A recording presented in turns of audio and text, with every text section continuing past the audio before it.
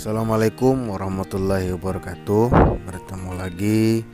Kali ini kita akan membahas tentang pelajaran kedua, yaitu beriman kepada Allah dan Rasul-Nya.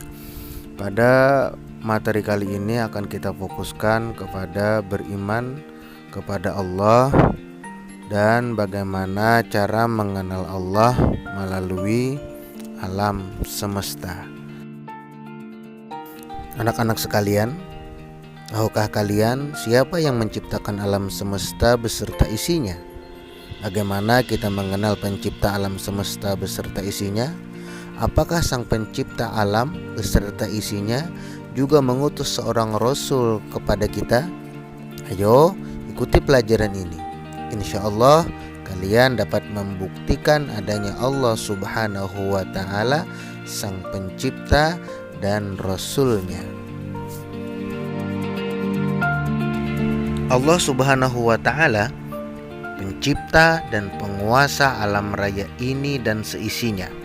Ciptaan Allah adalah yang ada di langit, bumi, manusia, hewan, tumbuh-tumbuhan, dan lainnya. Bagaimana kita mengenal Allah? Kita dapat mengenal Allah melalui alam semesta. Seorang sahabat bertanya kepada Rasulullah Shallallahu Alaihi Wasallam, "Ya Rasulullah, apa arti beriman itu?" Rasulullah menjawab, "Beriman artinya percaya kepada Allah." Beriman atau iman artinya percaya. Percaya kepada Allah sebagai Tuhan semesta alam. Beriman kepada Allah artinya percaya kepada Allah. Bukti adanya Allah adalah adanya alam semesta dan semua isinya. Al-Quran telah menjelaskan adanya Tuhan dan nama-namanya. Adanya alam semesta, termasuk bumi yang kita huni sekarang ini, adalah bukti adanya Tuhan. Alam semesta ini berisi benda-benda. Di dalam pelajaran ilmu pengetahuan alam terdapat benda mati dan benda yang tidak bisa bergerak, bertumbuh, berkembang, dan bernapas. Juga ada yang disebut sebagai benda hidup, yaitu benda yang bisa bergerak, bertumbuh, berkembang, dan bernapas. Semua itu Allah Subhanahu wa Ta'ala yang menciptakannya. Meyakini Allah Subhanahu wa Ta'ala adalah rukun iman yang pertama. Iman menurut bahasa berarti percaya.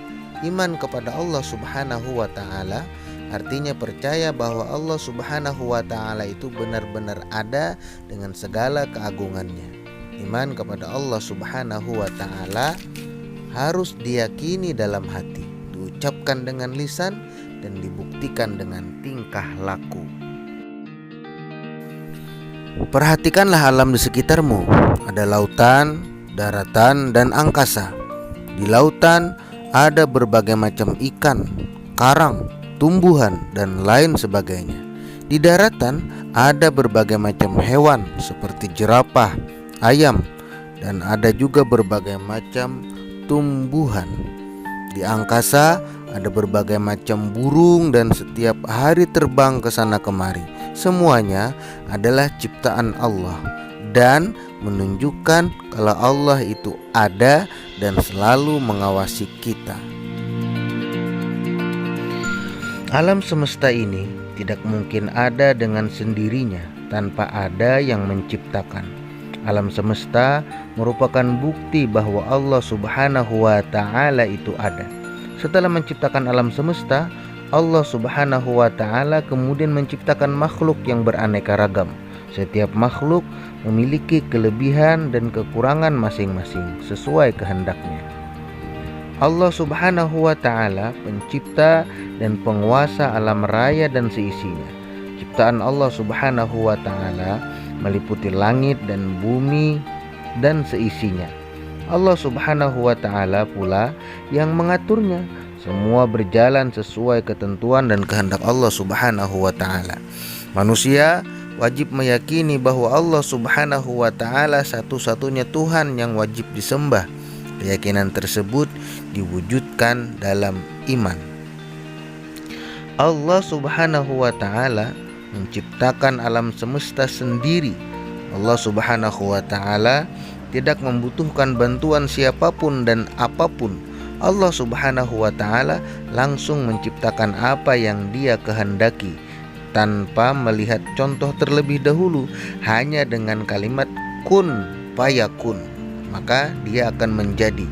Tidak ada yang mampu menandingi ciptaan Allah Subhanahu wa ta'ala. Allah Subhanahu wa ta'ala dalam menciptakan sesuatu, Allah berfirman kun, artinya jadilah.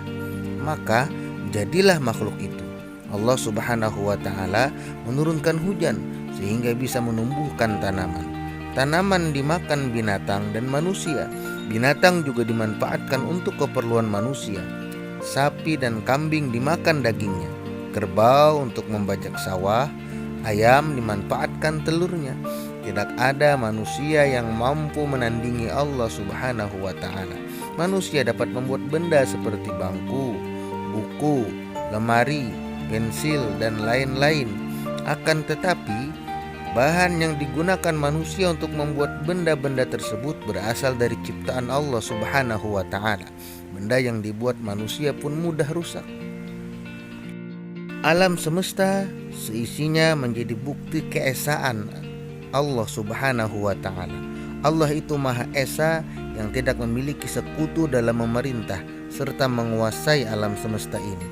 Dan tidak ada pula yang menyamai sifat-sifat Allah Subhanahu wa ta'ala. Bukti bahwa Allah Subhanahu wa ta'ala Maha Esa, berdiri sendiri, tidak beranak maupun diperanakkan, ditegaskan dalam surah Al-Ikhlas ayat 1-4. Mari kita baca bersama-sama surah Al-Ikhlas. Bismillahirrahmanirrahim. Qul huwallahu ahad, Allahus samad, lam yalid wa lam yulad, walam yakul lahu kufuwan ahad. Ayo, silakan kalian simak cerita berikut. Ahmad tergolong anak yang suka bertanya. Di rumahnya, dia suka berdialog dengan sesama anggota keluarga. Suatu hari, Ahmad bertanya kepada ibunya, "Bu, apa benar semua yang ada di alam ini buatan Allah?" "Oh ya, benar sekali Ahmad." Kemudian Ahmad berkata, "Bukankah meja, lemari, pensil, baju, dan sepatu buatan itu adalah buatan manusia?" "Kamu betul anakku, kelihatannya kamu belum yakin." Ahmad kemudian berkata, "Kalau begitu, ibu ceritakan bagaimana benda-benda itu adalah milik Allah." Lalu ibunya berkata, "Dengarkan baik-baik anakku. Meja itu buatan manusia. Meja terbuat dari pohon kayu dan kayu mahoni, ada juga jati dan sebagainya.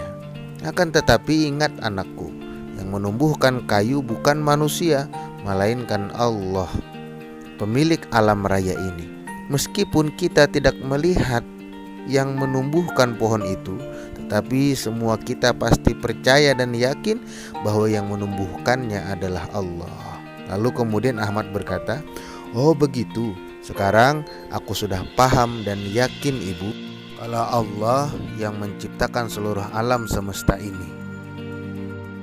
Itulah materi tentang mengenal Allah Subhanahu wa ta'ala melalui alam semesta. Pada intinya adalah alam semesta ini menjadi bukti adanya Allah Subhanahu wa ta'ala. Dengan melihat alam ini, maka kita dapat membuktikan Allah itu ada. Karena alam pasti ada yang mengaturnya. Tidak mungkin tidak ada yang mengaturnya. Siapa yang mengatur? Yang mengatur ialah Allah Subhanahu wa ta'ala. Demikian materi kali ini, semoga bermanfaat. Sampai jumpa pada materi berikutnya. Wassalamualaikum warahmatullahi wabarakatuh.